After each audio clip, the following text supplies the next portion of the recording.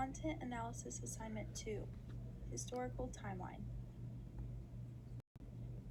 In 1958, the National Defense Education Act was passed in the United States.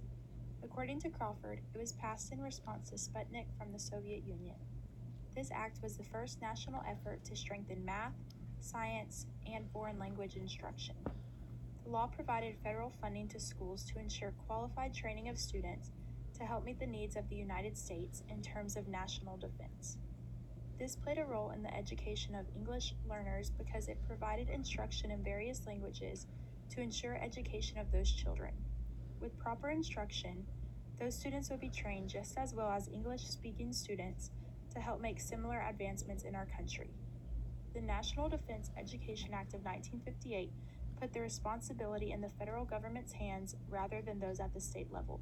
This was a big step in increasing the opportunities for English language learners. The Civil Rights Act of 1964 was passed in the United States and banned race, sex, and national origin discrimination in public facilities. Under this act, school districts had to comply and offer some type of special instruction if they had more than 5% national origin minority group children. Title VI of this act focused on government programs and how they had to give all students an equal opportunity to succeed.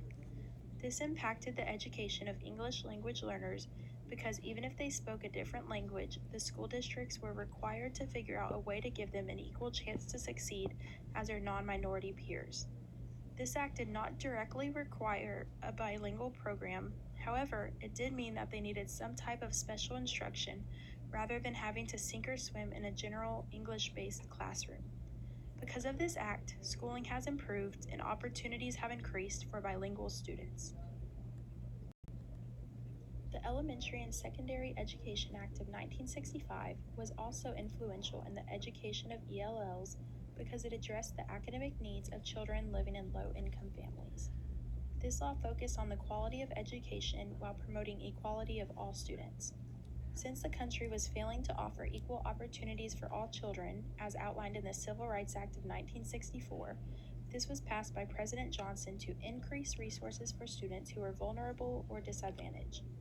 Some of the resources provided include federal grants for textbooks, library books, special education centers, and scholarships for low-income college students. Since English language learners are seen as disadvantaged, this law provided them with additional resources to help them succeed. Along with the other laws, this worked to provide a quality education for English language learners so that they could succeed just as easily as a native English speaker. The school districts now had additional resources to help them provide specialized instruction for those students. On January 2, 1968, the Bilingual Education Act was signed into law by President Johnson.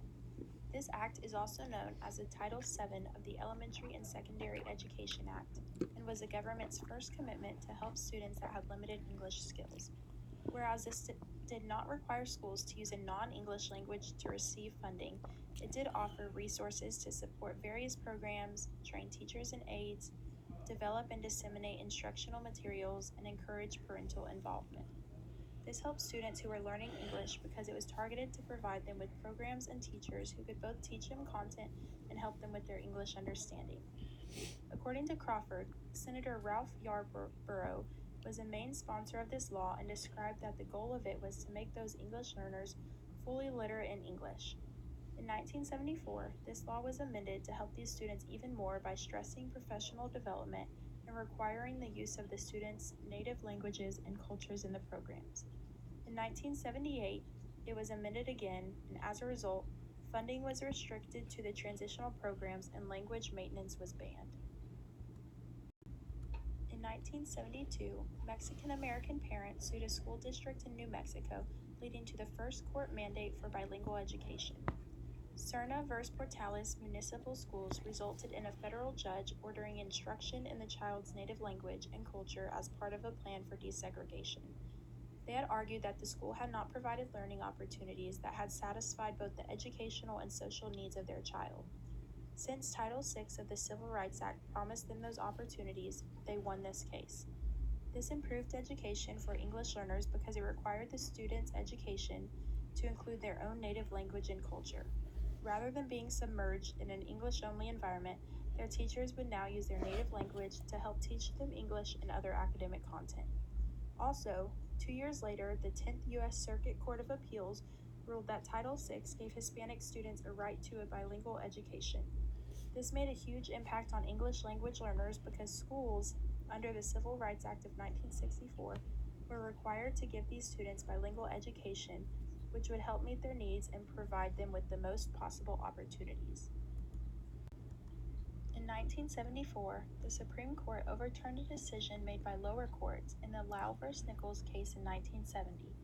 A student who spoke Chinese was failing school because he could not understand the language of instruction.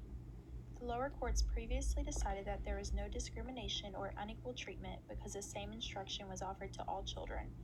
However, in 1974, the Supreme Court ruled that the treatment was not equal because that student did not have access to meaningful education.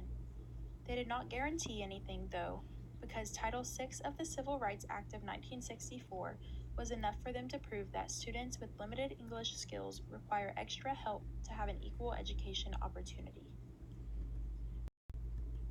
This led to various Lau remedies being announced on August 11, 1975. These helped English language learners because they offered guidelines for schools that helped them identify and evaluate students with limited English skills, offer appropriate instructional treatment, understand when students were ready for mainstream classrooms, and know what professional standards teachers should meet.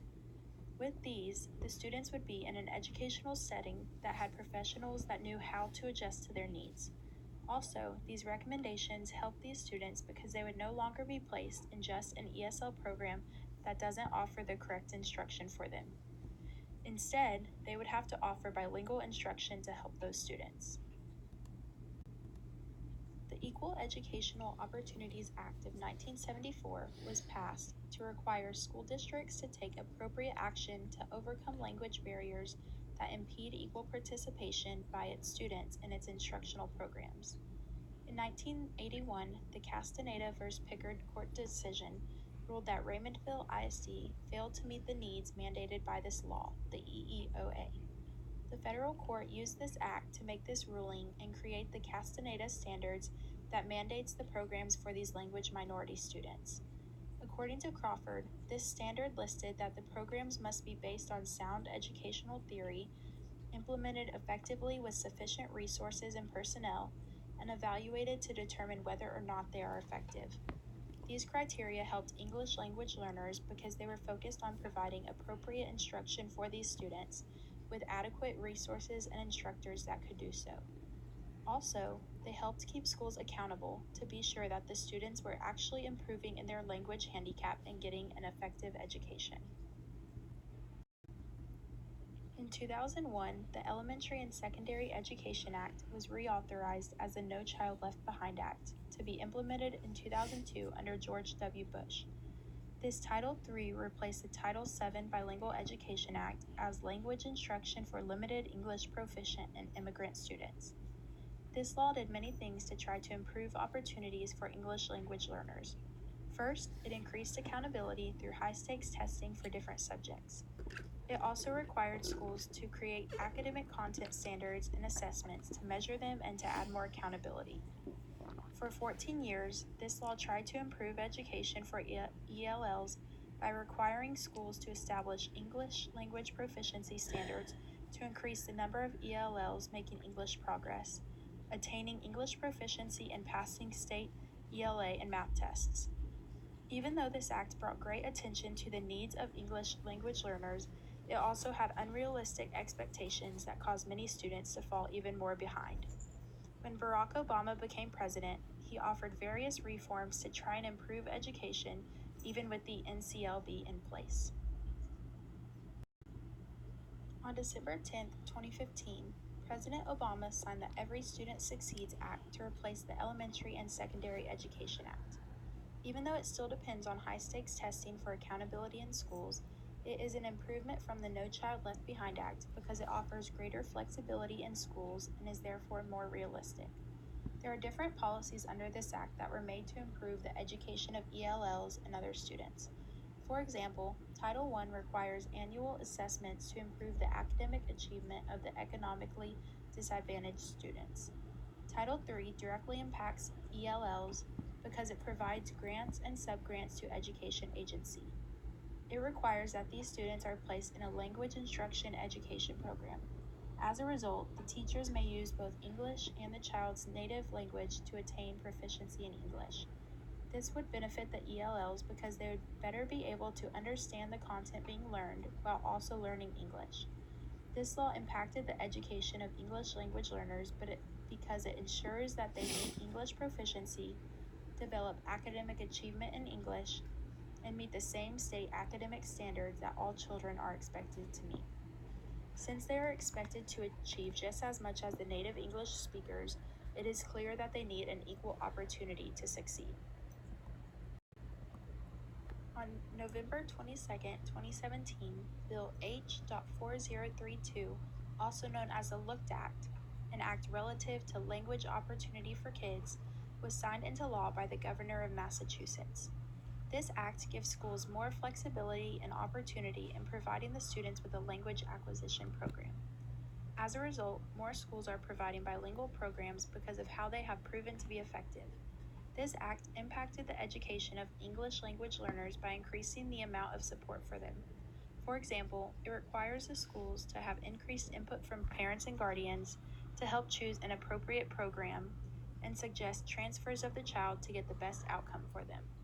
This act also makes sure that the ELLs are getting the best possible education by properly prepared and licensed teachers. These students are also benefited because there are a variety of programs that they could be placed in, all based on research and successful practices. As a result, this ensures that these students can be placed in a program that works for them. I used 5 different sources to help create this historical timeline.